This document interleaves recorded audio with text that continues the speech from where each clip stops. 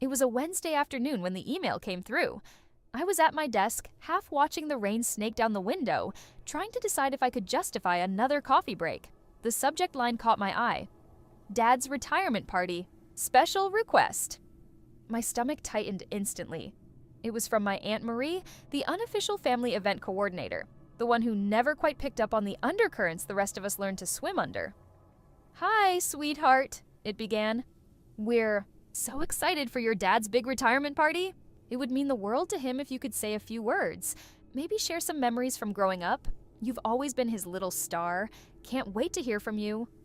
Love, Marie." I stared at the email, reading it twice, 3 times, as if maybe the words would rearrange themselves into something easier to swallow.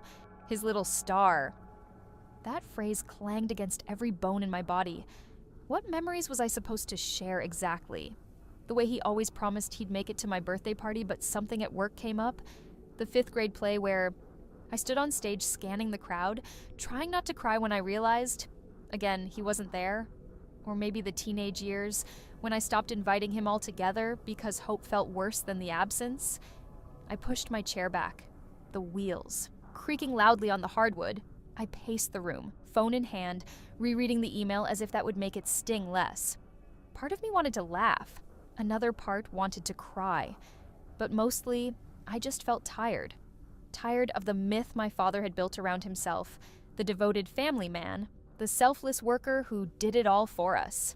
It was a narrative polished so well that even my own relatives couldn't see the cracks. And now they wanted me to step up and add another coat of varnish. I could already picture it. Me standing at a microphone, saying something glowing and affectionate while he smiled proudly from his seat, surrounded by colleagues and friends who thought they knew him. The thought made my skin itch. I flopped down on the couch, phone resting on my stomach. For a few minutes, I just stared at the ceiling, counting the tiny cracks spiderwebbing out from the light fixture. How many times had I been the good daughter, smiling, staying silent, pretending it didn't hurt? Maybe it was time to do something different. The idea formed slowly, like a storm gathering on the horizon. What if I said yes to the speech, but didn't tell the story they were expecting? What if, for once, I told the truth? I sat up slowly, heart beating faster. I hadn't answered Aunt Marie's email yet, but I would. I would say yes. And this time, it would be on my terms. The next morning, I woke up with a headache and a pit in my stomach. The kind of pit you get when you know you've just lit a match and dropped it in a room full of fireworks. Still, I opened my laptop and created a blank document. Dad's retirement speech. I typed at the top, then stared at the blinking cursor for what felt like hours. What was I even trying to do? Was I really going to stand up in front of 100 people and lay it all out? Part of me wondered if I was just being petty, vindictive. But another part, louder, steadier, knew it wasn't about revenge. It was about honesty, about saying the things I had swallowed for too long. I started jotting down a list, not of memories, not of funny stories, or heartfelt lessons learned. No, I made a list of the things he missed. First ballet recital, age 6, dad at a conference in Chicago. 10th birthday party, dad working late, promised to come, never showed. High school graduation, dad overseas, sent a card. University acceptance, called him, he forgot which school I'd applied to. First heartbreak, left a voicemail, he never called back. Line after line, the page filled up. It was strange how easily the memories came back, like they'd been waiting all this time just under the surface, eager for someone to notice them. When I finished, I leaned back and read through the list. It was longer than I thought it would be. Too long, really. Was this what they meant by growing up? Realizing the people you looked up to were just people?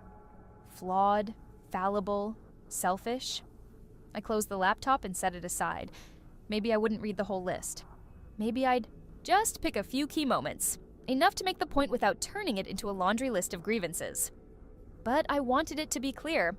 I wasn't going to stand there and pretend my childhood had been some warm, fuzzy scrapbook. I wasn't going to give a speech that painted him as the hero when, for most of my life, he hadn't even been in the picture. The real question was, how far was I willing to go? I knew there would be consequences. The room would be full of his friends, his former coworkers, old family friends who hadn't seen me since I was in pigtails. They wouldn't understand. They'd think I was bitter, ungrateful, dramatic. And maybe I was, but maybe that was okay too. I picked up my phone and finally replied to Aunt Marie's email. Of course, I'd be honored to give a speech. I hit send before I could talk myself out of it. The first domino had fallen. There was no turning back now. The days leading up to the party felt strange, like I was moving through water. Everyone else was buzzing with excitement, ordering catering, booking the venue, arguing over centerpieces. Meanwhile, I was quietly preparing for a very different kind of performance. Mom called me twice that week, each time chirping about how proud Dad would be. "Make sure you wear something nice, love. You know how he is about appearances." I promised her I would, even though the thought of dressing up to make him look good made my stomach twist. I spent my evenings after work poring over my list. I didn't just want to read it out like some petty checklist. I wanted it to tell a story, to show the pattern, the slow erosion, the small heartbreaks that built and built until there was no trust left. I rehearsed aloud in my bedroom, standing in front of the mirror with a hairbrush as a microphone like I was a teenager again. My voice shook at first, but after a few tries, it steadied. I practiced looking myself in the eye, telling the truth without blinking. Some nights, doubt crept in. I'd sit on the bed, the list crumpled in my hands, wondering if I was about to ruin everything. Family gatherings were already strained enough. Would this blow them apart completely? But every time I considered backing out, a little voice in my head would whisper, "Why is it always your job to keep the peace?" He hadn't thought twice about missing birthdays or ignoring phone calls. He hadn't worried about keeping your heart whole. The night before the party, I couldn't sleep. I lay awake, staring at the ceiling, running through the speech again, and again in my head, I thought about the guests, his proud coworkers who'd slap him on the back and say, "Well done, mate." The family members who'd stand around, sipping champagne and talking about what a brilliant career he'd had. I thought about Dad, standing there in the middle of it all, basking in the attention like a sunflower turning to the sun. Would he even care what I had to say? Would he even hear it? Maybe not. Maybe this wasn't for him at all. Maybe it was for me. A way of reclaiming all the birthdays, all the plays, all the milestones that slipped by unnoticed. A way of saying, I was here. I mattered. Even if only to myself. When I finally drifted off. Just as the first light crept through the blinds, I dreamed I was standing on a stage, holding a microphone. The audience was blurry, just shadows and outlines. But I wasn't afraid. I cleared my throat, opened my mouth, and began to speak. The day of the party arrived with a sickly kind of brightness, one of those rare sunny afternoons that felt like it was mocking me.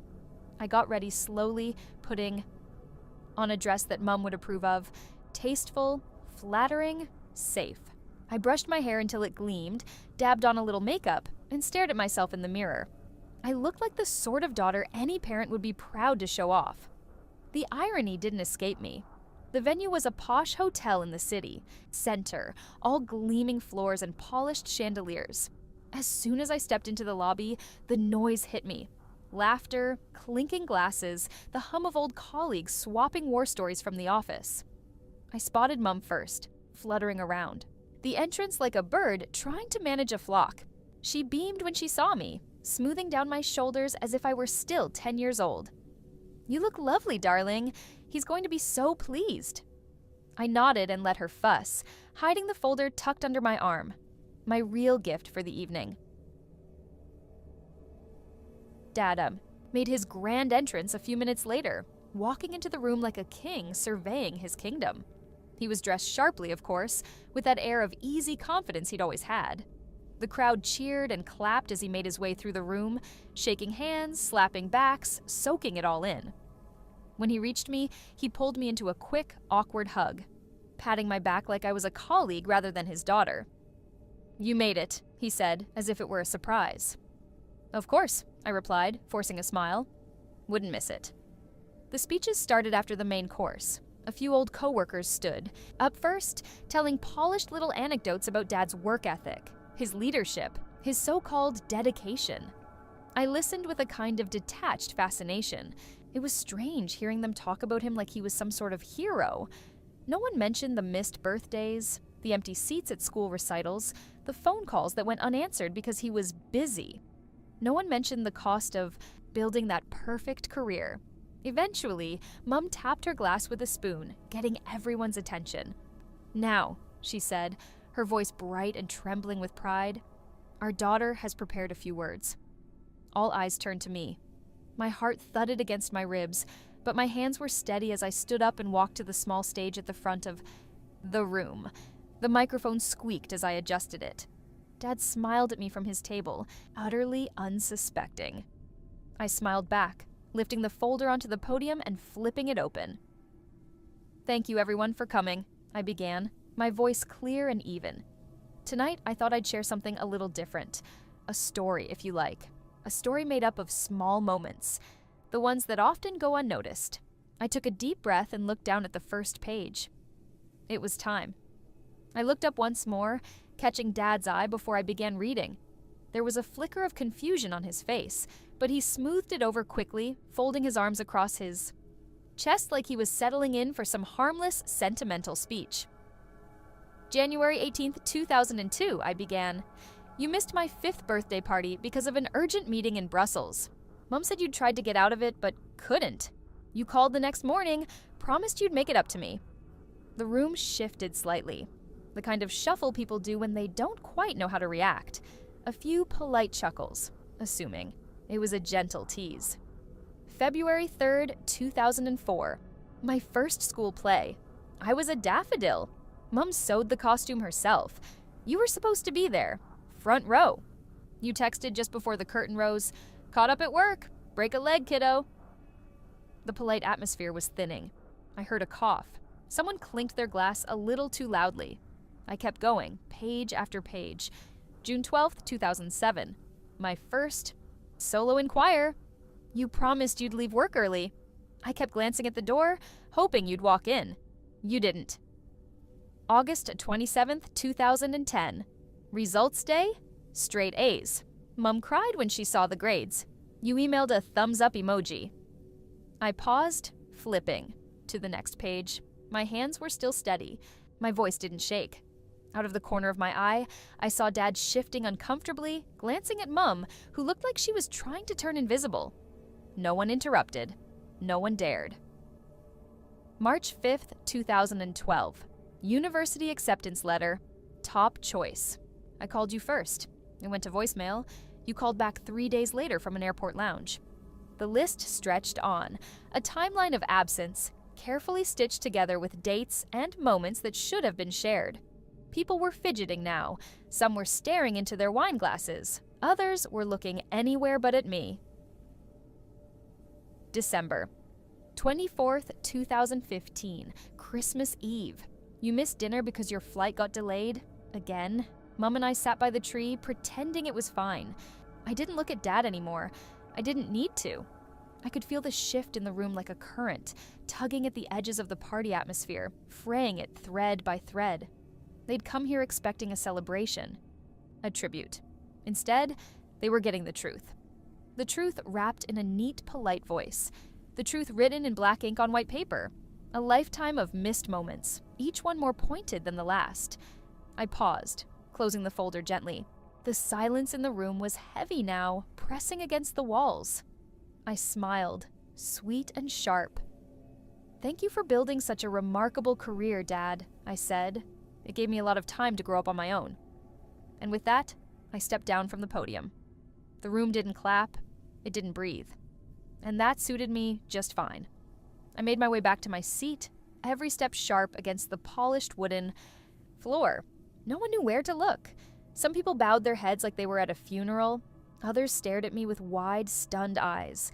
The clatter of cutlery and the murmur of small talk had completely vanished, swallowed by the thick, stifling silence I'd left hanging in the air. Dad was still frozen at the head table, blinking like he wasn't sure if he'd just dreamt the whole thing. Mom sat beside him, hands clenched tightly in her lap, lips pressed into a thin, bloodless line. I took a slow sip of my wine, pretending not to notice the way people started whispering behind their hands. Let them. For once, the truth wasn't going to be swept under the rug, smoothed over with polite smiles and cheap apologies. I watched as Dad finally shifted, reaching for the mic like he was going to salvage the moment, the great fixer swooping in to patch over the cracks I had ripped wide open. But his fingers hovered in the air for a moment, then dropped. There was nothing he could say that wouldn't sound pathetic or hollow after what I'd just read. He knew it. Everyone did. Mom leaned over and whispered something in his ear. I didn't need to hear the words to catch the pleading edge in her voice. I imagined it was something like, "Say something. Fix it. Don't just sit there." But Dad, the man who could negotiate million-pound deals, who could command boardrooms full of cutthroat executives, sat there like a scolded schoolboy, staring down at the white tablecloth. Finally, someone had knocked the golden boy off his pedestal. A few of his colleagues shifted in their seats, pretending to check their phones. Some of them I noticed couldn't hide their smirks. Maybe they weren't as blind to Dad's flaws as they pretended to be. Maybe they were just better at playing along than I ever was. The event coordinator, a poor woman who looked like she wanted the ground to swallow her whole, stepped up to the mic. She cleared her throat, plastered on the kind of fake smile reserved for corporate disasters and weddings gone wrong. If everyone would like to enjoy the buffet, she said brightly, and the band will start shortly. It was a desperate attempt to stitch the night back together, but the fabric had already torn too badly. I stayed seated, watching as people shuffled awkwardly toward the food tables, casting wary glances at me like I might set the whole building on fire next. Dad didn't move. He just sat there, staring at the pile of papers I'd left behind, like they were a puzzle he couldn't solve. Good. Let him sit with it. Let him finally feel the weight of everything he'd chosen to miss. After a while, the room started to buzz again, low and strained, like a car engine trying to turn over on a cold morning. People filled their plates with tiny, overpriced hors d'oeuvres, their conversations a shallow murmur of, "Can you believe it?" and "Poor Peter." They thought they were whispering, but grief and scandal have a way of sharpening the senses. Could hear it all. I didn't touch the food. My stomach was in knots, twisted tight with a strange mixture of fear and relief. I sat at my table, swirling the dregs of my wine, letting the tension in my shoulders melt bit by bit. Mum eventually stood and made her rounds, flashing the brittle smile she reserved for damage control. She squeezed shoulders, leaned in for awkward hugs, assuring everyone that everything's fine. Thank you for coming. The performance of a lifetime. She didn't dare come near me. Dad stayed rooted at his seat, the king in a crumbling castle. At one point, the band started playing, trying to salvage some dignity for the night. A few brave souls danced, their movements stiff and mechanical, like they were forcing their bodies to pretend it was still a party. It wasn't. It was a wake for the myth of Peter Holloway, family man. I watched it all unfold with a weird, detached fascination, like I wasn't even part of it anymore, like I was floating somewhere just above my body, observing the wreckage. At some point, Dad finally stood. I could feel the shift in the room the moment he moved. Conversations faltered, forks paused halfway to mouths. All eyes turned to him. Cheney picked up a champagne flute, because of course he did, and tapped it with a knife, the old signal for attention, please. The mic had been abandoned, hanging limply from the stand. He wasn't going to use it? No, this speech was for the people who still cared enough to listen. "Thank you all for coming," he said, voice hoarse. It means more than you know." He looked around the room, and for once there wasn't a shred of smugness or charm to him, just an old man trying to gather the pieces of a broken narrative. "Tonight was meant to celebrate a career," he went on, "but I see now it's more complicated than that." He didn't look at me, but he didn't have to. Every word was weighted, in my direction. I built something I thought would make my family proud. There was a tremor in his voice. Real or rehearsed, I couldn't tell anymore. "I realize now," he said slowly, "that maybe I was building it for myself." He raised his glass, hand trembling slightly. "To lessons learned, no matter how late." A few people clapped, unsure and awkward. A few lifted, their glasses out of sheer obligation.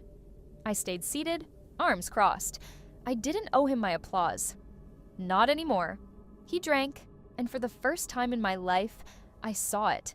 The cracks, the hollowness behind the proud facade. Maybe this was his real retirement party after all. The sound of clinking glasses echoed through the room, but it wasn't the clink of celebration anymore. It felt like the clang of a bell tolling for something lost. Everyone was watching, but it was as though they were all waiting for something no one knew how to ask for. I stayed rooted to my seat, feeling like I was sinking into the floor, into the weight of what I had to do. I wasn't angry anymore. Not really. That sharp, jagged emotion had dulled down, replaced by something colder, something far more permanent. I stood up, taking a steadying breath. The room quieted. There was something about the quiet that made my heart race faster. It was too thick, too heavy, the silence suffocating. They were all waiting, as if they expected the next move to come from me. I didn't know how I'd come to this decision. Maybe it had been a long time coming. Maybe it was all the years of waiting for a conversation that never came. Maybe it was the sheer weight of the lost time I could never get back. I reached for the envelope in my bag. My fingers shook slightly as I unfolded the neatly stacked sheets of paper inside. Each sheet contained a list. My list, the years, the moments, the memories that he had missed. I hadn't planned this, not exactly, but I wasn't going to back down now. I cleared my throat. I was asked to give a speech tonight, I began, my voice carrying across the room.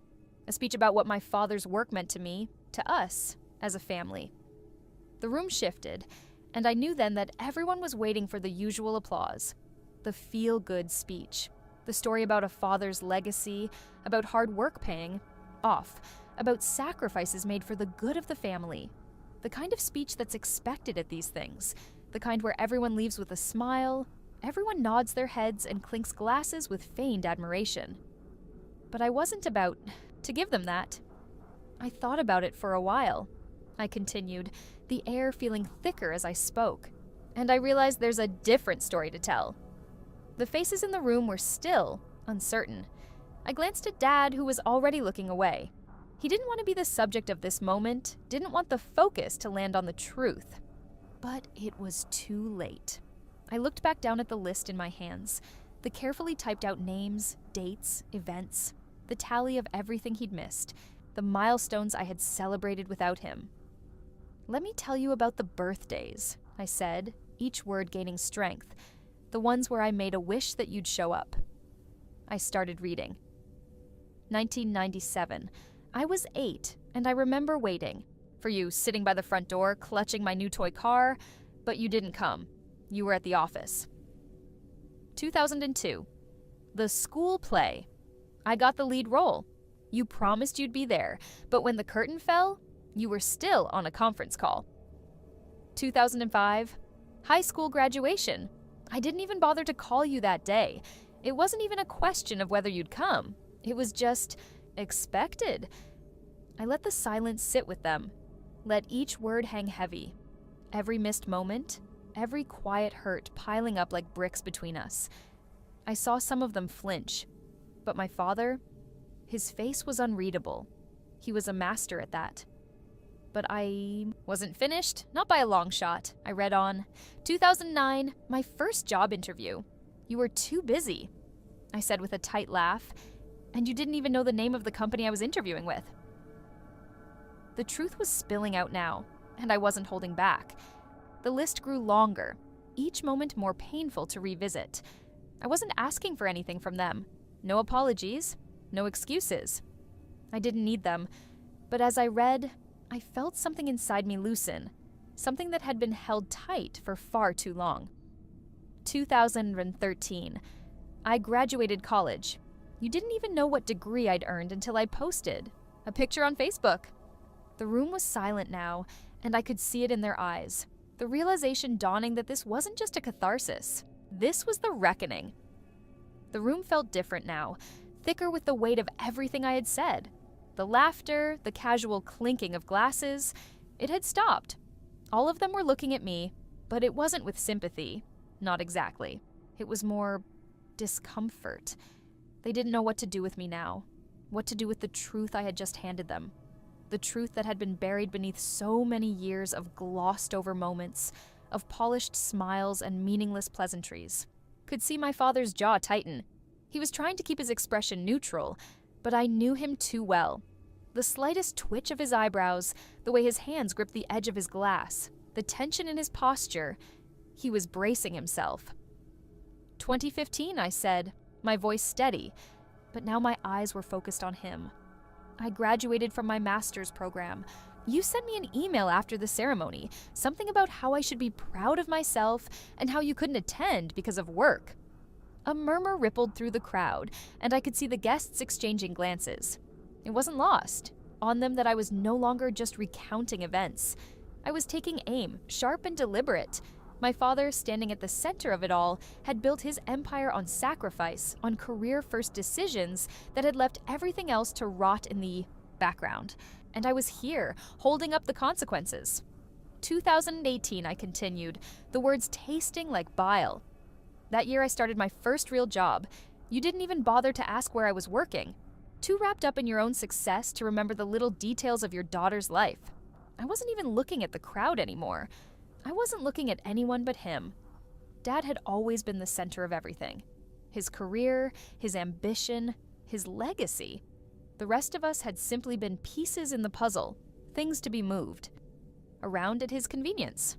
I felt a quiet rage burning inside of me, but it wasn't the kind that would erupt into shouting or fists. It was a cold, calculated anger that had been years in the making. I had learned over time that anger like this was more powerful, more controlled. Every single birthday, every single Christmas dinner, every single milestone, there was always something more important than me, than us. I could feel the burn in my throat now, the lump that had formed as I spoke. But I refused to cry. I wasn't going to give him the satisfaction of seeing me broken. He didn't deserve that. I paused, looking around the room for a moment. Everyone was watching, waiting, but it wasn't for a punchline. It wasn't for a big dramatic conclusion. It was for the quiet truth that had fallen out of me like a stone. Those things aren't just dates. They're not just events, I said, my voice growing softer but still piercing. Those are the moments I needed you, the moments that should have mattered the most. I let that hang in the air for a beat, letting them all understand what was at stake here, what had been sacrificed. And then I placed the last sheet of the list on the table between us. Do you remember any of these? I asked, my eyes locking with his. Do you even remember any of the times you weren't there? There was no answer. Of course, there wasn't, because he couldn't answer that, not truthfully. The silence in the room stretched, thick and unbearable, like a fog settling over everything. My father was still standing there, his hands tightly gripping the edge of the table, his face reddening with the effort of keeping his composure. He was trying so hard to appear unbothered, to maintain the polished image of the successful man who could do no wrong. But I could see the cracks starting to show. The careful mask was slipping. I wasn't even sure if he was still processing what I had said, or if he was just trying to find a way to deflect. He was never good at taking responsibility. That much I had learned over the years. He could deliver a grand speech about responsibility, about being the pillar of strength for the family, but when it came down to it, when it was time to actually be there, to be present, it was always something else. Work, meetings, deals that couldn't wait. There was a part of me that wanted to hear him say something. Anything. An apology would have been nice, but I knew better than to expect that. That wasn't his way. His way was to bury it under more words, more achievements, more work. But this time, I wasn't going to let him. Dad, I said, breaking the silence, my voice cutting through the tension like a knife. Do you even realize what you missed? Do you even know what your absence did to me? His eyes flickered for just a moment, as if he was being hit with the full weight of the question. But I could see him retreating, closing off, shutting down. He had always done that when it got too real, when it hit too close to home. He would retreat into his perfect world of boardrooms and contracts, where he was always in control, always the one calling the shots. The guests were still watching, but now I could see the discomfort on their faces. It was awkward. It was painful. No one knew how to react. I could feel their pity, their unspoken sympathy. They weren't used to seeing my father like this. He had always been the figure of authority, the successful man with the world at his feet. But here I was, exposing the flaws in that carefully constructed image. I didn't care. I wasn't doing this for them. I wasn't doing this to make them comfortable. I was doing it for me. "You know," I said, my voice colder now, "I used to think you were just busy. I thought, if I just waited long enough, if I just got through the next event, the next birthday, the next achievement, you would finally show up. I thought maybe you would change." I could hear my voice shaking now, the emotions I had been holding back finally starting to surface. But I wasn't going to let them take over. Not now, not when I was this close to making him understand. But you never did. You never showed up. And after a while, I stopped expecting you to. I could feel the anger rising again, but it wasn't the hot kind of rage that made me lash out. It was the slow burn of years of neglect, of disappointment. It was the quiet fury of a daughter who had spent her whole life trying to get her father's attention and never once feeling like she mattered enough to deserve it. "I'm done waiting," I said, my voice firm now. "I'm done pretending that it doesn't hurt, and I'm done letting you think that everything you did was worth it." The words hung in the air, sharp and unforgiving. And yet, he still said nothing. He didn't move. He just stood there, rooted in place, like he couldn't even comprehend the weight of what I had said. He couldn't seem to grasp that the perfect career he had built had come at a far too high cost. But I wasn't finished yet. There was a shift in the air now, a subtle change. The crowd, once filled with polite smiles and murmured conversation, had grown deathly quiet. I could feel their eyes on me, but my gaze never wavered from my father. It wasn't about them. It was about him. It always had been. For a moment, he didn't say anything. His lips were pressed together, his jaw clenched so tightly I was worried it might crack. He was a man who had never had to face anything like this before. My words were foreign to him, like a language he had never bothered to learn.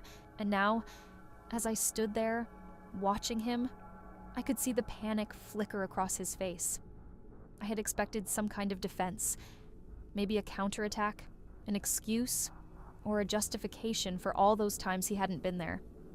But nothing came. Just silence. And that was worse than anything he could have said. I watched as his hands twitched, as if he was trying to do something, anything, to break the tension. But nothing happened.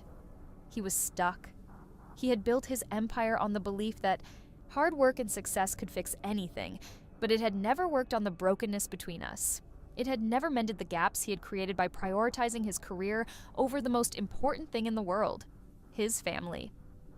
Finally, after what felt like an eternity, he spoke. But his voice wasn't the commanding tone I was used to. It was small, almost desperate. I didn't know it was that important to you." The words landed like bricks, heavy and hollow. It was as though he was trying to convince himself more than me. His voice lacked conviction. He was searching for a way to make sense of it, but there was no making sense of what he had done. "I thought you'd understand," he continued, his eyes darting to the guests, to my mother, anyone but me. I thought I was doing this for all of us, to give you a good life, to give you everything you could possibly need." I let out a small, bitter laugh. "Everything I could possibly need?" My voice cracked, the sarcasm thick. "You mean money? More things. To fill the empty space where you should have been?" He recoiled, his face flushing with embarrassment. But it didn't stop me. I had spent too many years feeling like I didn't matter to him. Like I was just another accessory in the life he had built. A life that was always about climbing higher, faster, further. But where had that left me? I took a deep breath, trying to steady my emotions. "You don't get it, do you, Dad? All the money in the world couldn't replace the fact that you weren't there. You weren't at my school plays, at my graduation, or any of the little moments that actually mattered." His shoulders sagged, the weight of his guilt pressing. down on him. But it wasn't enough. He had taken too much for granted. He had assumed that his absence wouldn't leave a permanent scar, but it had, and no amount of money could undo that damage. Dad, it's not about the career, it's about the choices you made, I said, my voice quiet but firm. You could have chosen me, but you chose all of this. I gestured around the room, to the grand party, to the guests, to the image of success he had so carefully curated. The reality of it all finally seemed to hit him. I could see it in his eyes, a flicker of regret, of understanding. But it was too little, too late. The room was still. Not a single person dared to speak. The clink of silverware against plates and the murmur of conversation that had filled. The space earlier had all but disappeared, replaced by the uncomfortable weight of silence. Even the air seemed to hang heavy, thick with expectation, like a storm cloud on the verge of breaking. I turned my attention back to my father. He was staring down at the table now, his hands clenched tightly in front of him. For a moment, I almost felt sorry for him. Almost. His expression was strained, as if he couldn't quite grasp the full extent of what I was saying. Maybe he didn't understand how deep the wound went.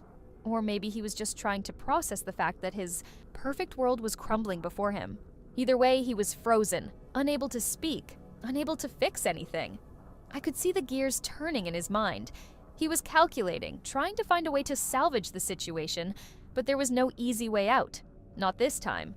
My mother, who had been eerily quiet up until this point, finally spoke, her voice shaky and unsure. Natalie, please, this isn't the time. But I cut her off, holding my hand up. No, Mom, it's the perfect time. She flinched, the words hitting her like a slap. She had always been the mediator, the one who tried to smooth things over, to keep the peace at all costs. She hated confrontation, and she hated when things were out of control. But the truth was, things had been out of control for years. I just hadn't been brave enough to admit it before. I looked back at my father, my gaze unwavering. You've built a career that's impressive, sure, but what good is it when it costs you your family? He opened his mouth to reply, but no words came out. There was nothing left to say.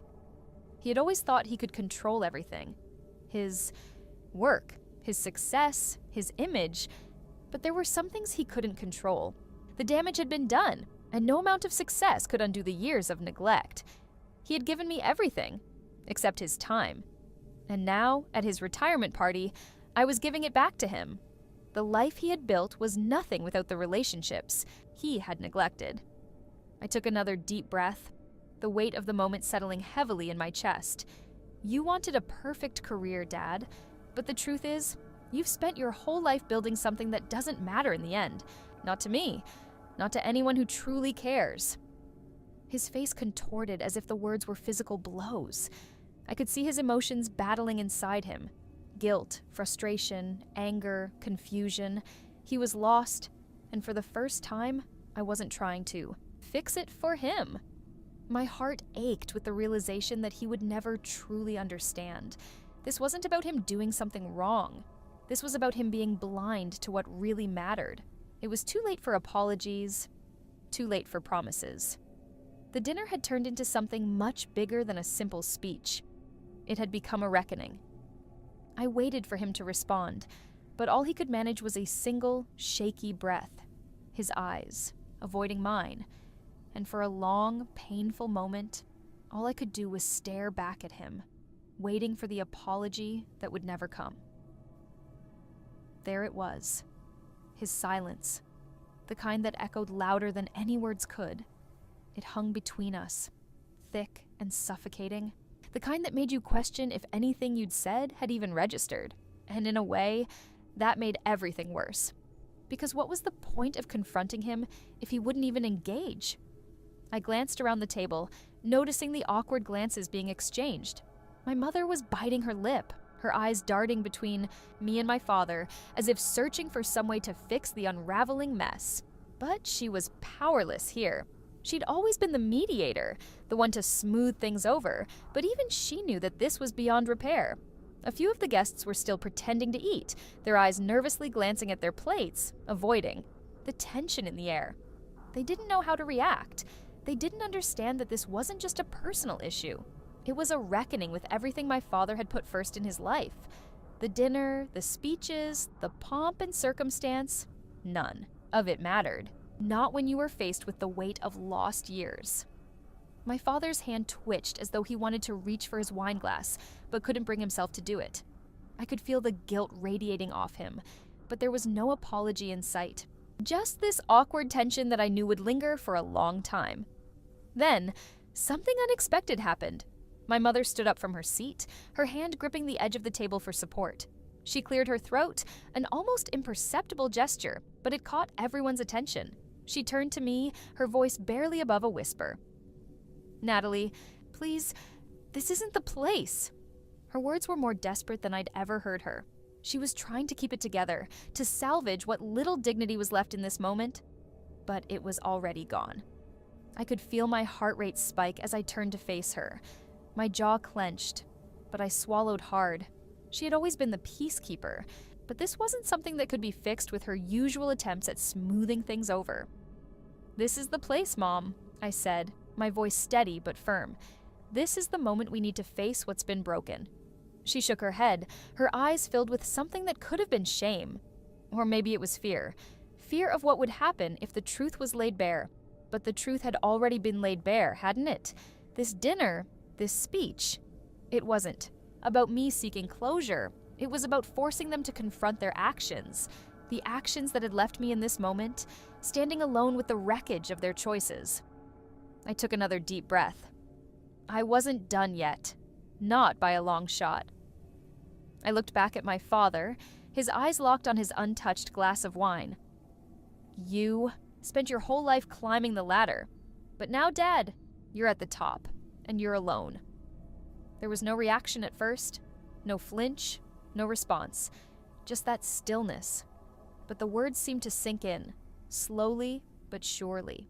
And I wondered, as I watched him, if he finally understood the gravity of what I was saying. I wasn't angry anymore, not in the way I had been when I first found out about his missed moments. This wasn't about revenge, it was about showing him the reality of his choices. And in that moment, it felt like everything had finally come full circle. I had given him the chance to be a father, and he had chosen not to take it. Now, I was showing him what he had missed. The silence stretched for what felt like an eternity, but it wasn't the uncomfortable kind that usually made people squirm. No, this was something different. This was the silence of truth being revealed, the kind that didn't demand an immediate reaction, just an acknowledgement. And I could see, in the slight tightening of his jaw, in the way his eyes flickered with something unreadable, that my father was processing it, maybe for the first time in his life. I felt the tension in the room shift, as if everyone was collectively holding their breath. They were waiting for him to say something, anything to break the stillness. But he didn't. He just sat there, his shoulders slightly hunched, his gaze fixed on his wine glass as though it held the answer to everything. My mother's gaze flickered between us, her face a study in conflict. She wasn't used to seeing us like this, with our raw emotions laid bare. She had always been the one to shield me, to protect me from the reality of my father's choices. But now, there was nothing left to shield me from. The truth had been spoken aloud, and there was no going back. I felt a strange sense of calm wash over me, as though a weight I hadn't even realized I was carrying had been lifted. The confrontation was no longer about anger or resentment. It was about closure, about me finally standing up for myself, for the little girl who had once waited by the window for a father who never came home in time. "I used to wait for you, you know," I said softly, breaking the silence again. "When I was a little girl, I'd sit by the window and watch the clock, hoping you'd be home in time for my recital, or my birthday party, or just to say goodnight. But you never were. You were always working." I paused, letting my words sink in. The quiet was different now, heavier, more laden with meaning. My mother's eyes were brimming with unshed tears, but she didn't speak. She just watched, as if she too was waiting for something to happen. And you know what? I don't think I ever really understood why. But now I get it. You were building your career, your perfect career, and I was just part of the background, an afterthought. I saw the flash of something in my father's eyes then. Guilt, perhaps, or regret. It was a fleeting thing, but it was there. And for the first time, I wondered if he was realizing what he had lost in his pursuit of everything that didn't matter. He looked up at me then, his expression unreadable. His mouth opened as though to speak, but nothing came out. He closed it again, the words clearly trapped somewhere between his mind and his heart. There was nothing left to say, really, because whatever excuse he would have offered would have felt hollow now. My gaze never left him. You don't have to say anything. You can't fix this, Dad. You can't make up for the time you missed. There was no grand apology, no tearful outburst. There was only the quiet understanding between us, a shared acknowledgement that we could never go back. The years he had lost with me would never come back, no matter how many words he might try to string together. And then, as if on cue, my mother stood up again. She looked at me, her eyes wet but resolute. She was always the peacekeeper, always trying to pull us back from the edge, but I knew this time she wasn't going to. She had no words, no illusions left to offer. We were beyond that. As I sat, back down, I realized I wasn't waiting for my father to apologize anymore. I wasn't waiting for some grand gesture. I had let go of all of that a long time ago. All I had wanted was for him to understand. Understand what he had done, and more importantly, what he had not done. And for the first time, it seemed like he was finally beginning to. The dinner continued, but the atmosphere had shifted irreparably. The clinking of cutlery, the murmur of conversation around the room felt distant now, like I was watching it all through a thick pane of glass. Couldn't focus on the small talk, the congratulations, or the questions about his future plans. All I could hear was the steady beat of my own heart and the faint echo of my father's silence. My mother, to her credit, tried to salvage what was left of the evening. She spoke with a forced cheerfulness, offering up the kind of empty, meaningless words people use to fill the gaps when they don't know what to say. I wasn't sure if she was trying to comfort herself or me, but it didn't matter. We both knew the truth couldn't be ignored anymore. I looked at my father again, and for the first time in years, I didn't see the distant, aloof man I had grown up resenting. Instead, I saw a man caught in the wreckage of his own choices. The weight of everything he had neglected, the family he had chosen to leave behind in pursuit of his perfect career, was finally sinking in. He wasn't angry. He wasn't defensive. He was simply there. And that was the most tragic thing of all. I didn't want to feel pity for him. I didn't want to soften the blow. He had missed too much for me to forgive him now. But as I watched him, there was a part of me that understood. He had spent so long building something for himself that he had forgotten what it meant to build a life for others. A family. Me. He wasn't a villain.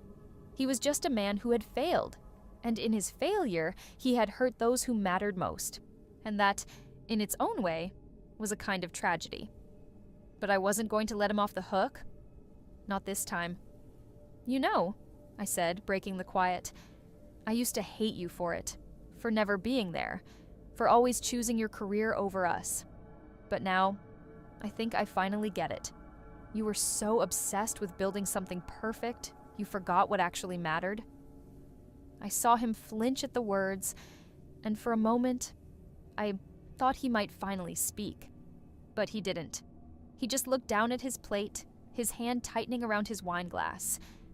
My mother cleared her throat, casting a nervous glance between the two of us. She could see where this was going, but she didn't know how to stop it. The years of pretending, of smoothing things over were coming to an end. There was no more pretending, no more family dinners or happy memories. What had been broken could not be fixed with a few well-meaning words. I didn't want to hurt him anymore. I didn't. But at the same time, I wasn't going to let him off the hook either. I had to say it, and I had to mean it. I don't need your apology, Dad, I said softly. I just needed you to know that I've been here all along, and I've been waiting for you to see that. There was a long pause, one that seemed to stretch far beyond the physical space we occupied. My mother's eyes were glistening, and even I could feel the sting of unshed tears, but there was no anger, No bitterness in me now, just an empty sort of resignation. I had said everything I needed to say. I stood up, and without a word, I walked out of the room. I couldn't bear to be there any longer. The finality of it all was too overwhelming. The truth had been spoken, and now all I had to do was walk, away from the wreckage. Outside, the cool air felt like a balm against my skin, and for the first time in what felt like forever, I could breathe. I wasn't waiting for anything anymore. I didn't expect anything to change overnight. I didn't expect some grand gesture of reconciliation or a sudden miraculous shift in my father's perspective. But what I hadn't anticipated was the silence that followed me after I walked out. It was deafening, lingering in the air like an unanswered question, a space between us that we had both ignored for far too long. The days following the dinner were awkward at best. My father didn't call. My mother did, but only to ask if I was okay. The truth was, I wasn't sure. I had said what I needed to say, but it felt like nothing had really shifted. The walls I had built over the years, the distance between us, seemed as tall as ever. If anything, it was even more pronounced now. What was I supposed to do with all of this? I spent most of the following week going through the motions. Work, errands, the usual distractions. But it was hard to shake the feeling that something fundamental had broken. I didn't regret what I had done. Not exactly. I couldn't. But I was beginning to realize that perhaps, in some way, I had always expected that breaking the silence would lead to something more. My phone buzzed on my desk, pulling me from my thoughts. It was a message from my mother. "Your father wants to talk? Are you free this weekend?" I stared at the screen for a moment. What could he possibly have to say? The damage had been done. The words were already spoken. I wasn't looking for closure anymore. I didn't need his apology or a neatly tied-up ending. But something in me hesitated. Maybe it was because I had always wanted him to be the father I needed. Maybe it was the smallest sliver of hope that, perhaps, just perhaps, he was finally ready to face the consequences of his choices. I hesitated a moment longer, then typed out a response. "I'm free. Saturday at noon. But I'm not promising anything." A simple reply, but it felt like the right one. I didn't owe him anything. Not anymore. But there was a part of me that still wanted to know if he was capable of seeing the wreckage of our family for what it truly was. And maybe, just maybe, he was finally ready to face it. The days leading up to the weekend dragged on, and every conversation with my mother was tinged with that same uncertainty. She never outright told me to forgive him. She didn't need to. She had spent a lifetime pretending to, and maybe, just maybe, she was starting to understand that forgiveness couldn't be given without real change. Saturday morning arrived, and the air felt different. My heart was racing, but I wasn't sure why. I put on something simple, something neutral. I didn't want to show up looking like I was expecting anything. I wasn't, but I still couldn't shake the feeling that the conversation was going to be the one that defined us. When I walked into my parents' house, it was quieter than usual. No one was rushing around. There were no familiar sounds of my father's gruff voice or my mother's soft footsteps. The house felt empty, as though the air itself was holding its breath. I walked into the living room, and he was already sitting there, waiting. My father, a man who had never once waited for anything in his life, was waiting for me. The silence between us stretched. My father sat there, a figure I had known my entire life. But in this moment, he felt like a stranger. His posture was rigid, his hands clasped tightly together. He didn't say anything immediately, and I didn't push him. There was no need to rush into words. This was not a conversation that could be rushed.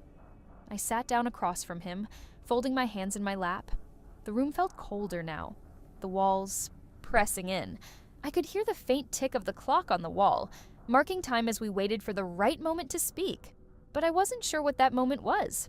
I had already said everything I needed to say. What else could I add? He cleared his throat, breaking the silence. "I've been thinking a lot about what you said," he started, his voice low and unsteady. "And I know I wasn't there for you, for any of you really. I was too focused on my work." I could hear the weight of his words, the heaviness in them, But I wasn't sure if I was ready to believe him. It wasn't just about being focused on his work.